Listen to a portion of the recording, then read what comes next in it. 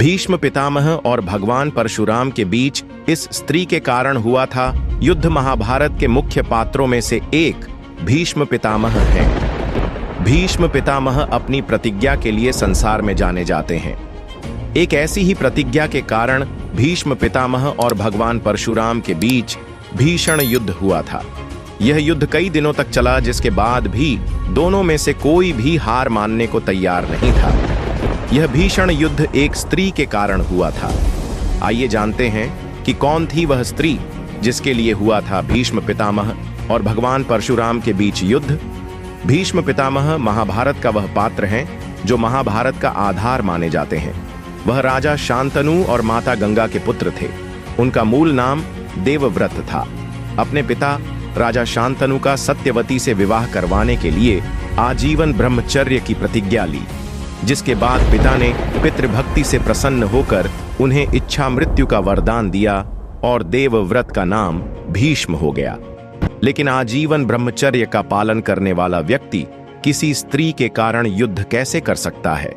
आखिर कौन थी वह स्त्री जिसने भीष्म पितामह और भगवान परशुराम जैसे पराक्रमियों का युद्ध करवाया? स्त्री जिसके कारण हुआ भीषण युद्ध।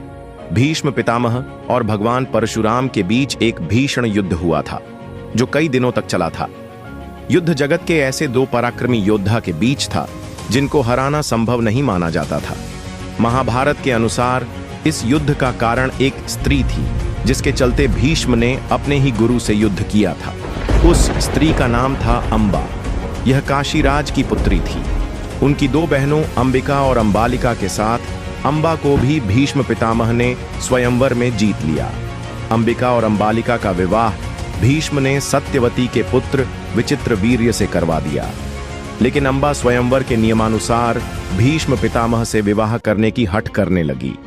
अंबा करना चाहती थीं भीष्म से विवाह। महाभारत के अनुसार देवी अंबा राजा शाल्व को मन से अपना पति मानती थीं। वह राजा शाल्व से ही विवाह भी करना चाहती थीं। लेकिन अचानक भीष्म पितामह के स्वयंवर में आने और जीतने के बाद उन्होंने अंबा और उनकी दोनों बहनों का विवाह विचित्रवीर्य से करवाना चाहा, तो अंबा ने इनकार कर दिया। यह सुनकर भीष्म ने उन्हें राजा शाल्व के पास भेजा। तब राजा शाल्व ने अंबा का यह कहकर त्याग कर दिया कि तुम्हें स्वयंवर में भीष्म पितामह ने जीता है, ऐसे में तुम पर सिर्फ उनका ही अधिकार है। यह सुनकर अंबा हस्तिनापुर वापस लौट आईं और भीष्म पितामह से विवाह का प्रस्ताव रखा। भीष्म पितामह ने आजीवन ब्रह्मचर्य का प्रण लेने के कारण उन्होंने अंबा के प्रस्ताव को ठुकरा दिया।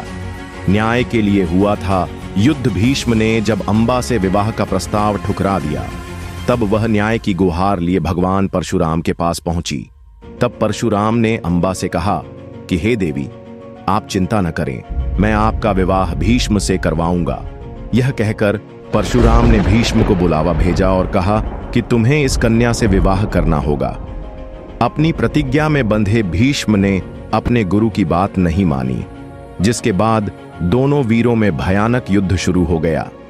दोनों में से किसी की भी हार जीत का फैसला नहीं हो सका। देवताओं ने आकर युद्ध को बंद करवा दिया।